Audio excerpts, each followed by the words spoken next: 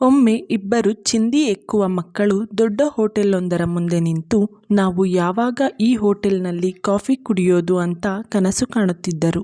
ಏಕೆಂದರೆ ಅವರಿಗೆ ದಿನಕ್ಕೆ 2-3 ರೂಪಾಯಿ ಸಿಕ್ಕರೆ ಅದೇ ದೊಡ್ಡ ಸಂಪತ್ತು. ಆ ಹೋಟೆಲ್ನಲ್ಲಿ ಒಂದು ಕಾಫಿಗೆ 50 ರು ಇತ್ತು.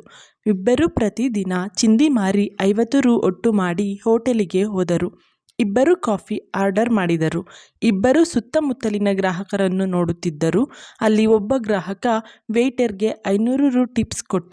ಅವರಿಗೆ ಅನ್ನಿಸಿತು, ಇಲ್ಲಿ ವೇಟರ್ ಆದರೆ ಸಂಬಳದ ಜೊತೆಗೆ 500 ರು ಟಿಪ್ಸ್ ಕೂಡ ಸಿಗುತ್ತೆ ಅಂತ. ಆಮೇಲೆ ಅವರಿಬ್ಬರು ಬೇರೆ ಆದರು. ಒಬ್ಬನಿಗೆ ಆ ಹೋಟೆಲ್ನಲ್ಲಿ ವೇಟರ್ ಆಗಿ ಕೆಲಸವೂ ಸಿಕ್ಕಿತು. ಸ್ವಲ್ಪ ದಿನ ಕಳೆದ ಮೇಲೆ ಆ ವೇಟರ್ ಹುಡುಗನಿಗೆ ಮನೆಯಲ್ಲಿ ಕಷ್ಟ ಆಗಿ ಆ ದಿನ ಅರ್ಜೆಂಟ್ ಆಗಿ ಆತನಿಗೆ ಹಣ ಬೇಕಾಗಿತ್ತು.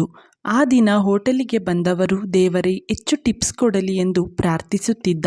ಅಷ್ಟರಲ್ಲೇ ಒಬ್ಬ ಮರ್ಸಿಡೀಸ್ ಕಾರಲ್ಲಿ ಬಂದು ಹೋಟೆಲ್ನಲ್ಲಿ ಒಂದು ಕಾಫಿಗೆ ಆರ್ಡರ್ ಕೊಟ್ಟು ರು 2000 ಟಿಪ್ಸ್ ಇಟ್ಟ. ವೇಟರ್ಗೆ ಖುಷಿಯೋ ಖುಷಿ. ಆತ ಖುಷಿ ತಡೆಯಲಾರದೆ ಆ ಶ್ರೀಮಂತನಿಗೆ ಹೇಳಿದ, ನಿಮ್ಮಿಂದ ದೊಡ್ಡ ಉಪಕಾರ ಆಯಿತು. ಇವತ್ತು ನನಗೆ ಅರ್ಜೆಂಟಾಗಿ 2000 ಬೇಕಿತ್ತು. ನಿಮ್ಮ ಉಪಕಾರ ಮರೆಯಲಾರೆ ಅಂದ. ಆಗ ಆ ಶ್ರೀಮಂತ ಹೇಳಿದ, ನನ್ನ ಗುರುತು ಸಿಗಲಿಲ್ಲವೇ? ನಾನು ನಿನ್ನ ಸ್ನೇಹಿತ. ತುಂಬ ವರ್ಷಗಳ ಹಿಂದೆ ಇದೇ ಹೋಟೆಲ್ನಲ್ಲಿ ನಾವಿಬ್ಬರು ಕಾಫಿ ಕುಡಿದಿದ್ದೆವು.